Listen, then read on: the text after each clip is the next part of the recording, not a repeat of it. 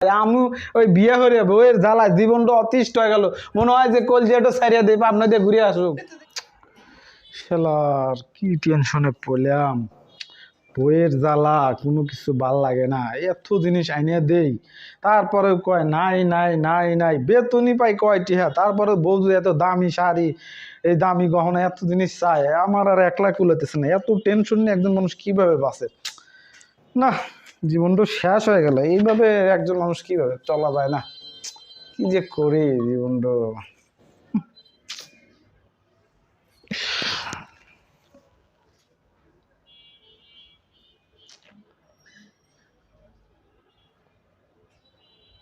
কি রে, মিঠু ভাই না?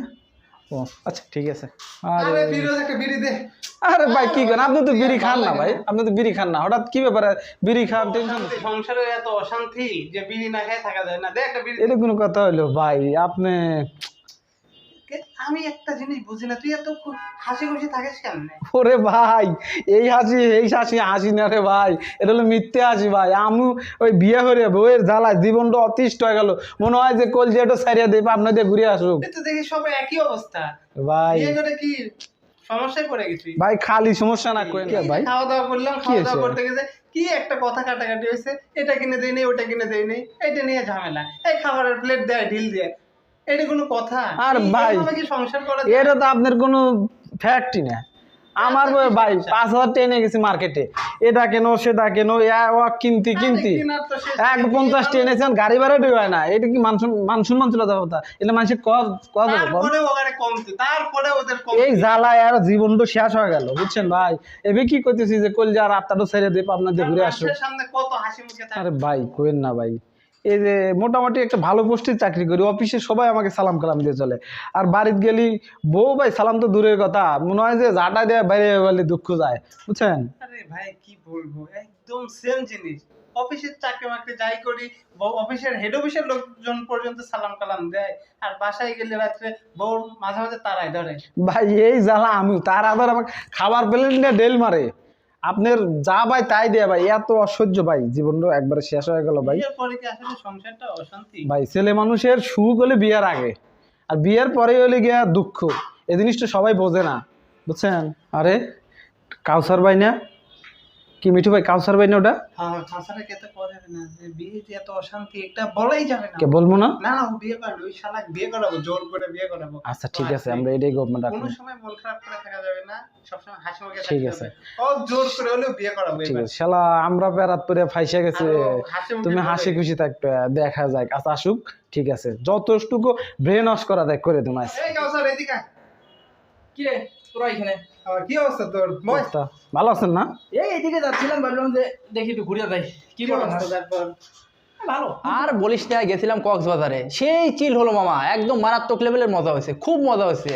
সে কি আনন্দ, বাপরে বাপ, মাথা পুরো ঠান্ডা, অস্থির ফিল। কি অবস্থা? আর কোশ না, এই তো আছে। তোর বিয়ে শাদীর কি অবস্থা?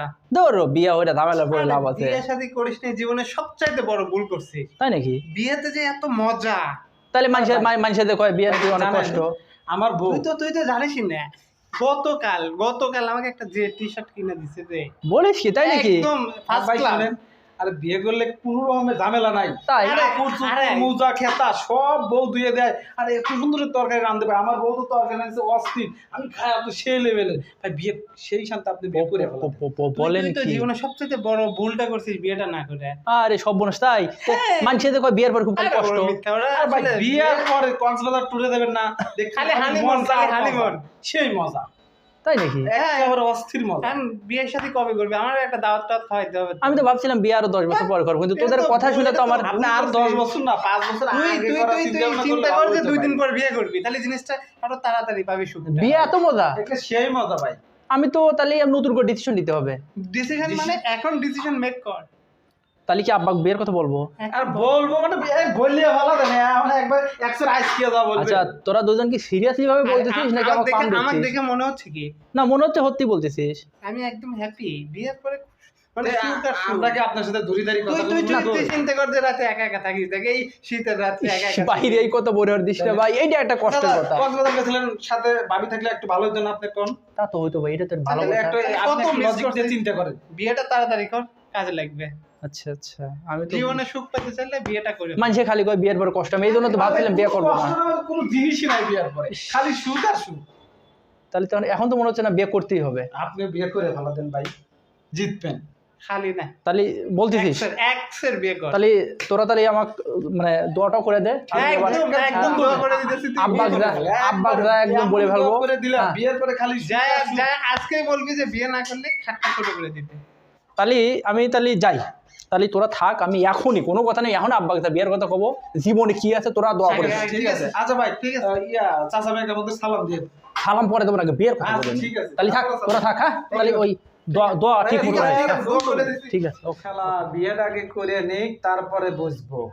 শালা হ্যাঁ। একা একা যায় কক্সবাজার ঘুরতে, আমরা থাকি কি অশান্তি। পামটা দিছি না মিঠু ভাই কোন? একদম জায়গা মতো বিয়েটাকে লাগছে। করুক, তারপরে বুঝবো কত দানে কত চাই। হ্যাঁ, এটা একদম জায়গা মতো। শালার মিন্টু ভাই, আরে না, ফিরে আরে ভাই কোয়েন না এই দাঁড়ান দাঁড়ান।